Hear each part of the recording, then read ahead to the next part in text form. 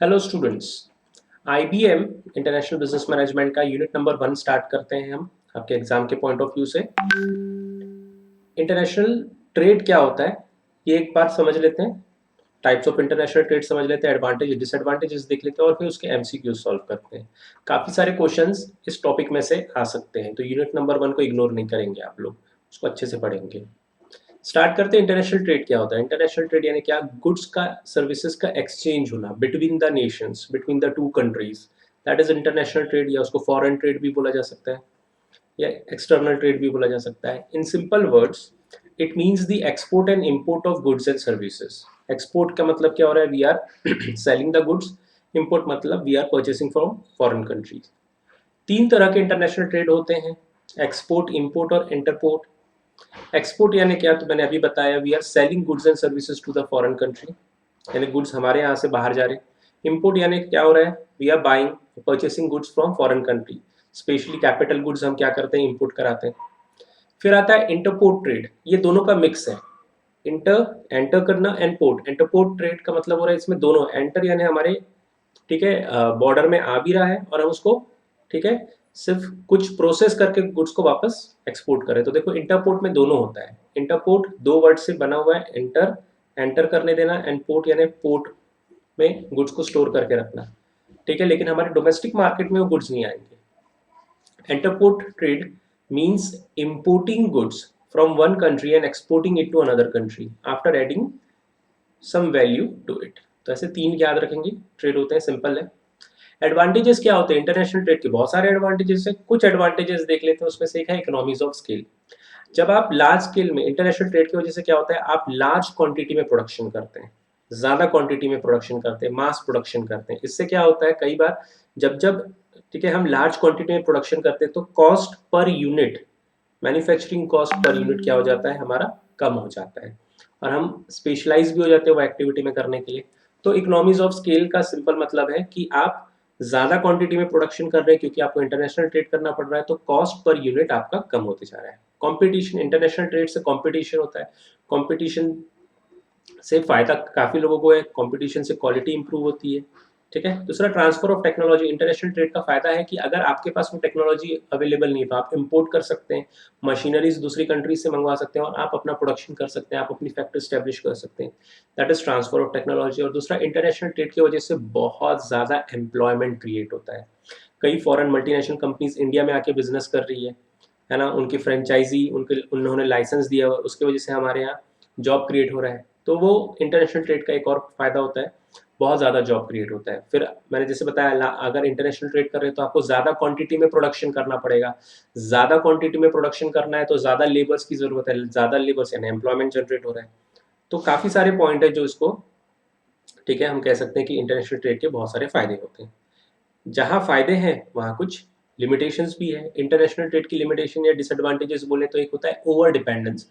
Over dependence का मतलब क्या हो रहा है कि कंट्री क्या हो रही है, कई बार जैसे, है ना, डेवलपिंग नेशंस को क्या करना पड़ता है, डेवलप्ड नेशन पे बहुत डिपेंड करना पड़ता है फॉर कैपिटल गुड्स। जितनी भी टेक्नोलॉजी, जितनी भी इक्विपमेंट्स फॉरेन कंट्रीज से आ रही, क्योंकि डेवलपिंग नेशन के पास उतना कैपिटल नहीं होता, उतना इनोवेटिव इनोवेशन में, R&D में पैसा खर्च नहीं कर पाते, क्योंकि डेवलपिंग नेशन है तो कैपिटल की थोड़ी कमी रहती है। तो उनको क्या करना पड़ता है, फॉरेन कंपनीज पे, जो डेवलप्ड नेशन है उन पे डिपेंड करना पड़ता है हर बार, maximum time, goods, machineries, equipments purchase करने के लिए। फिर unfair to new companies.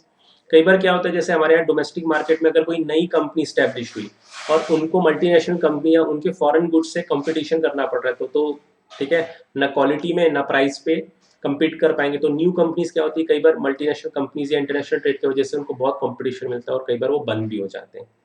Threat to national security भी एक पॉइंट है, मेजर पॉइंट है। एंड दूसरा, प्रेशर ऑन नेचुरल रिसोर्सेज। कई बार क्या होता है, जैसे हम लोग डेवलपिंग कंट्रीज या जो वो कंट्री जहाँ पे नेचुरल रिसोर्सेज है और रॉ मटेरियल एक्सपोर्ट हो रहा है ना, जैसे इंडिया में सबसे ज़्यादा हमने एक समय में आयरन ओर एक्सपोर्ट किया, ठीक है। तो क्या हुआ, नेचुरल रिसोर्सेज पे बहुत ज़्यादा प्रेशर आ जाता है, ठीक है, कि एक्सपोर्ट तो कर रहे हैं लेकिन नेचुरल रिसोर्सेज उतने अवेलेबल भी हैं कि नहीं है।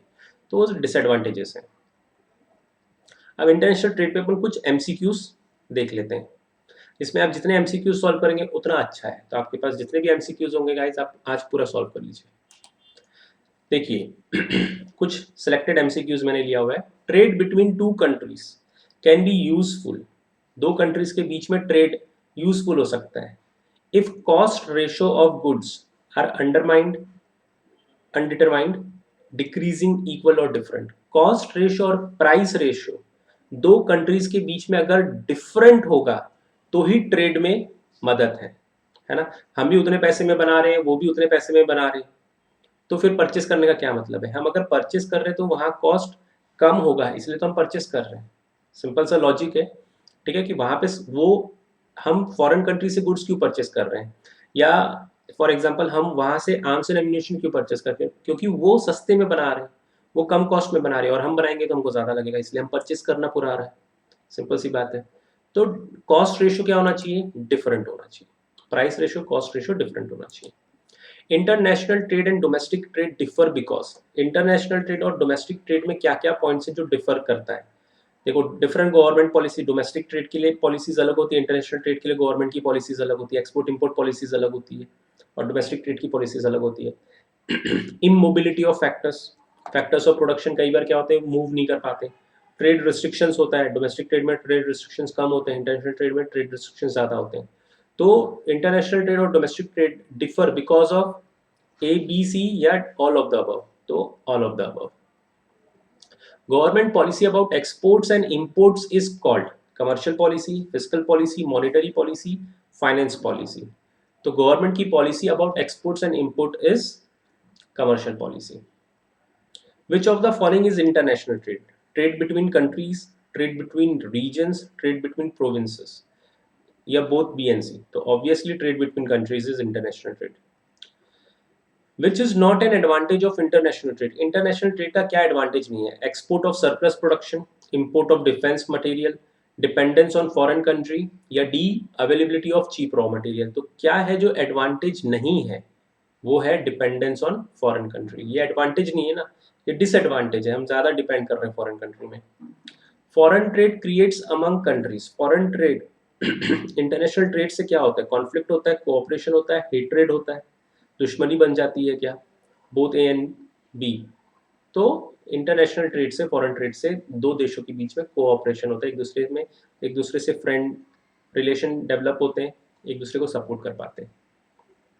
Net export equals to, simple है, नेट एक्सपोर्ट यानी क्या होगा, export multiply by import, export plus import, या एक्सपोर्ट माइनस इंपोर्ट, या एक्सपोर्ट्स ऑफ सर्विसेज ओनली। तो नेट एक्सपोर्ट है यानी 100 रुपए का भेजा, 50 रुपए का खरीदा, तो नेट एक्सपोर्ट क्या हुआ, 50 रुपए।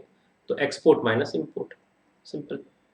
To countries can gain from foreign trade, दोनों कंट्री फॉरेन ट्रेड से गेन कर सकते हैं अगर कॉस्ट रेशियो डिफरेंट है, टैरिफ रेट्स डिफरेंट है, प्राइस रेशियो डिफरेंट है, या ए एंड सी। तो मैंने अभी आपको थोड़ी देर पहले बताया था, कॉस्ट और प्राइस रेशियो डिफरेंट रहेंगे तो दोनों को फायदा हो सकता है।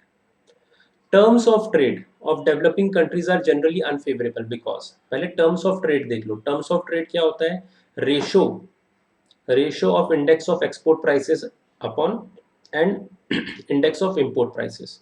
ठीक है, तो अगर आपका एक्सपोर्ट ज़्यादा है तो टर्म्स ऑफ ट्रेड आपके लिए फेवरेबल है, अगर आपका इंपोर्ट ज़्यादा है तो टर्म्स ऑफ ट्रेड आपके लिए फेवरेबल नहीं होगा। तो यहाँ पे मैंने एक्सप्लेनेशन दिया हुआ है नीचे, वो एक बार पढ़ लेंगे आप।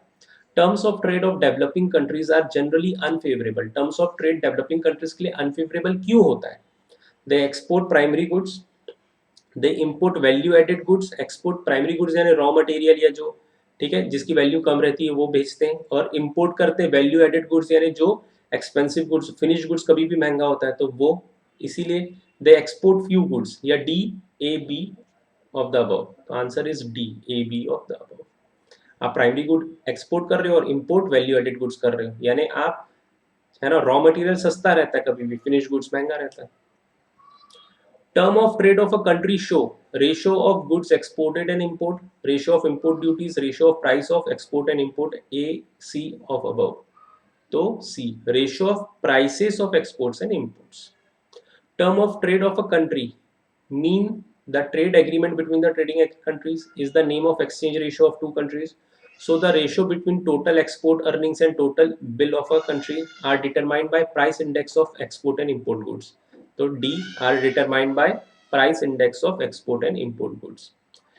This is a advantage of foreign trade. Foreign trade का ये एडवांटेज है, we can preserve our natural resources, new technology comes to the country, people need not go abroad, we can get foreign currency. तो इस foreign trade का एक ही advantage इसमें से, वो क्या है, we can get new technology from foreign country.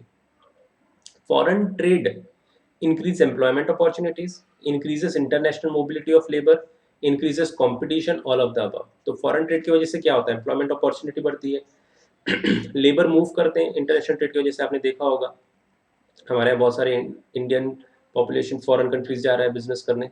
increases competition, all of the above, so all of the above is the answer। Foreign trade benefits developed country, benefits underdeveloped countries, benefit democratic countries या benefit all countries। तो foreign trade से सारी countries को फायदा होता है, developed, developing, under developed, democratic countries.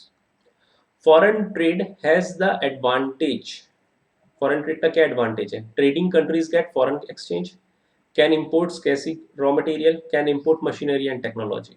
तो B and C, आप रॉ मटेरियल भी परचेस कर सकते हो या फिर आप मशीनरी और टेक्नोलॉजी भी परचेस कर सकते हो। International trade is possible primary through, international trade क्यों पॉसिबल हुआ, generalisation in production of all goods, specialisation in production of one goods या specialisation in production of few goods, और ऑल ऑफ द अबव। तो answer is C, कुछ country few goods में बहुत ज्यादा specialise हो जाती है प्रोडक्शन करने में, उसके जैसा कॉस्ट इफेक्टिव या कम कॉस्ट में कोई और नहीं बना पाता, तो वो उसको फिर क्या करती है, एक्सपोर्ट करती है। A country that does not trade with another countries is called, जो कंट्री दूसरे कंट्रीज के साथ ट्रेड नहीं करती उसको क्या बोलेंगे, developed economy, closed economy, independent economy या नन ऑफ द अबव। तो उसे कहा जाता है क्लोज्ड इकोनॉमी। हमारी इकोनॉमी है ना, स्टार्टिंग में क्या थी, क्लोज थी, हम फॉरेन ट्रेड नहीं करते थे, फिर बाद में 1991 के बाद हमारी इकोनॉमी ओपन हुई, ग्लोबलाइजेशन आया, तो तब तक हमारे को क्लोज्ड इकोनॉमी भी बोला जाता था। Commercial policy means, commercial policy का मतलब क्या होता है, policy about market, policy about money supply, policy about import export, policy of controlling prices of goods. तो कमर्शियल पॉलिसी यानी सी, ठीक है। Commercial policy is a umbrella term that describe the regulation and policies that dictate how companies and individuals in one country conduct commerce with companies and individuals in another country. तो commerce policy एक general term है, broad term है। Nations conduct international trade because, countries international trade क्यों करती है, what is the reason, some nation prefer to produce one thing while other produce other thing, resources are not equally distributed among all the nations, trade enhances opportunity to accumulate profits, interest rates are not identical in all trade nations। तो इसका correct answer क्या है, वो है resources are not equally distributed among all the other nations। जैसे हमको petroleum purchase करना पड़ता है, पेट्रोल क्रूड ऑयल क्यों परचेस करना पड़ता है, क्योंकि हमारे यहाँ क्रूड ऑयल उतने अवेलेबल नहीं है और यूएई कंट्रीज में क्रूड ऑयल बहुत ज़्यादा क्वांटिटी में अवेलेबल है, तो जो रिसोर्सेस है वो इक्वली डिस्ट्रीब्यूटेड नहीं है। Which of the following is determinant of trade?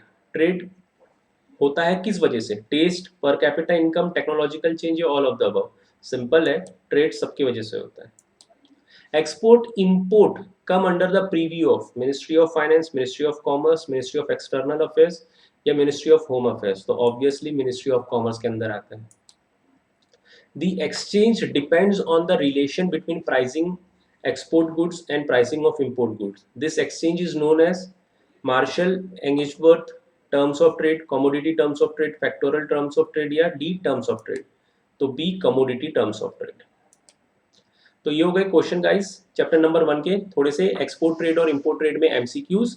ठीक है, ये वीडियो अगर पसंद आया तो वीडियो को लाइक करें गाइस, शेयर करें मेरे वीडियो को अपने फ्रेंड्स के साथ और चैनल को सब्सक्राइब करें। तब तक वेट करिए अगले जो वीडियो आता है तब तक।